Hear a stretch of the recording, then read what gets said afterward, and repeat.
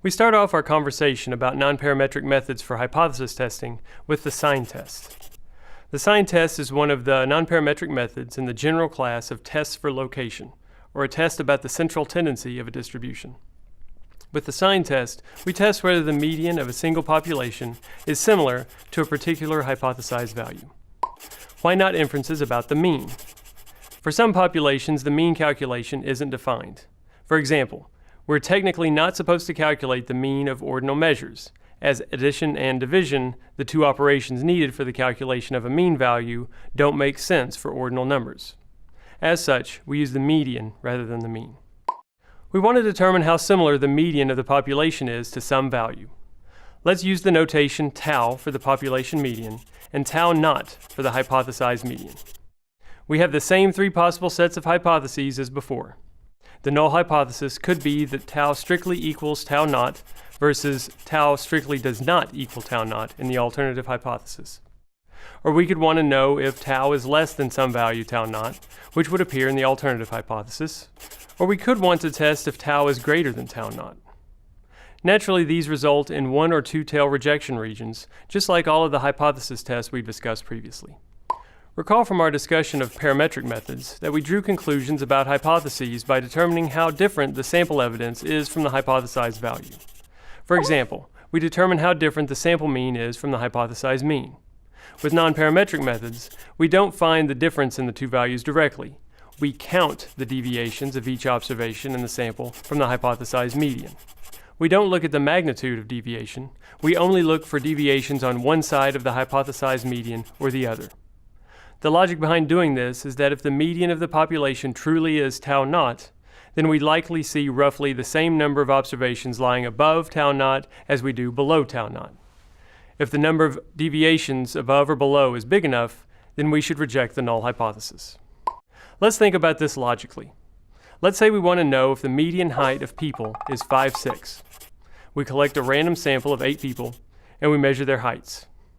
Say those heights are 5'2", 5'9", 6'3", 6'1", 5'3", 5'11", 5'11", and 5'8". 2 of those heights are below 5'6", and 6 are above. The disparity in where those heights are distributed relative to 5'6" might suggest to us that 5'6" is not the real median of the population. Again, we're not looking at the magnitude of differences, only the frequency of differences above and below the median.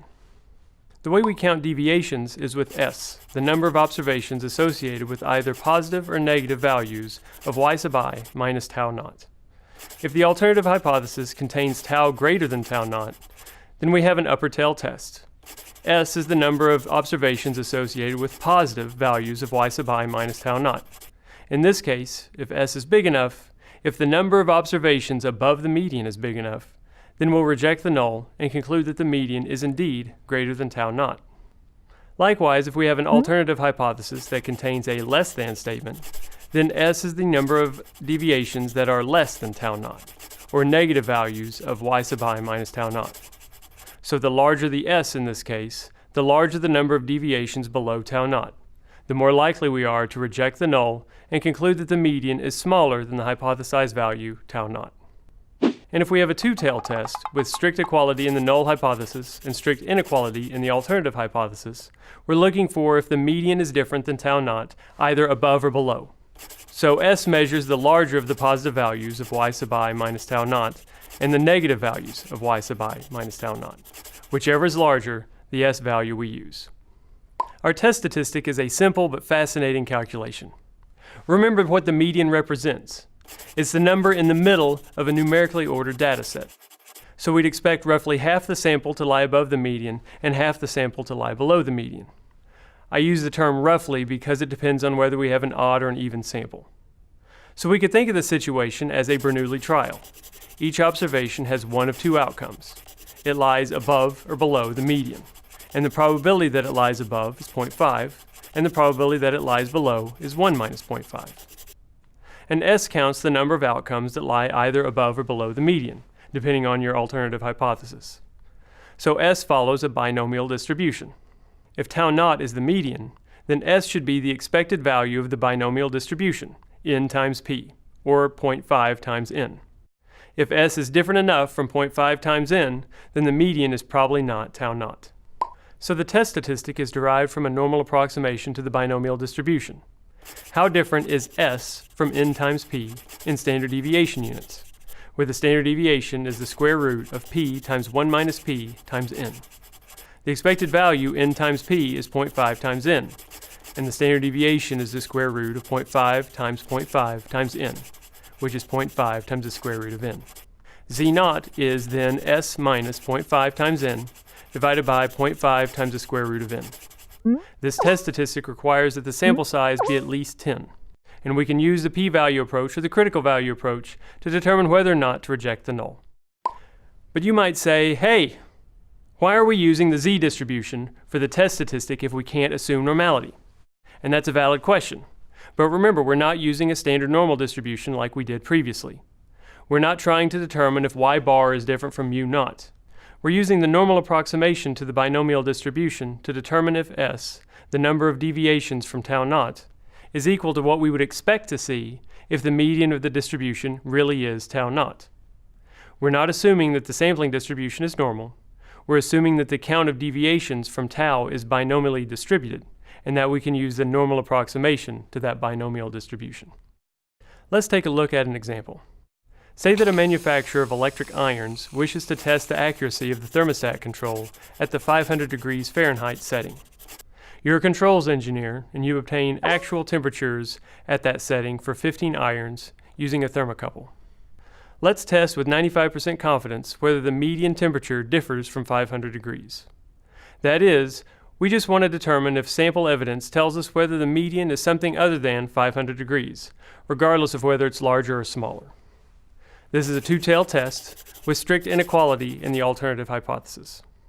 From our sample of 15 irons, we see that 10 of them had temperatures smaller than 500 degrees, despite being set at a 500 degree setting. And the other 5 naturally had temperatures greater than 500 degrees. Since this is a two-tailed test, we choose S to be the larger of 10 and 5. So S is equal to 10. We expect 0.5 times 15, or 7.5, observations to be above the median value. And the standard deviation is 0.5 times the square root of 15, or 1.94. The test statistic then is 1.29. Using the critical value approach, the critical value with 0.025 in the tail is 1.96. Or if we use the norm S dis function in Excel, we find that the area in the tail is around 0.099. And since this is a two-tailed test, we multiply that area by 2 to get a p-value of 0.197. With either approach, we do not reject the null hypothesis. We must conclude that the median is no different than 500 degrees. So in our case, finding 10 out of 15 observations in our sample above the hypothesized median, that's 2/3 of the observations, still didn't allow us to reject the null hypothesis. As we said before, nonparametric tests aren't very strong tests. You have to be really convinced to reject the null before you can do so. And apparently 2/3 on one side of the hypothesized median isn't convincing. And so this concludes our discussion of hypothesis testing for the median of a single population.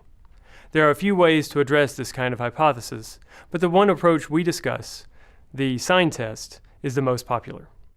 With the sign test, we change our philosophy from measuring the magnitude of deviation from the sample mean and a hypothesized mean to counting the deviations above and below a hypothesized median. We'll take a look at a similar approach for two populations coming up.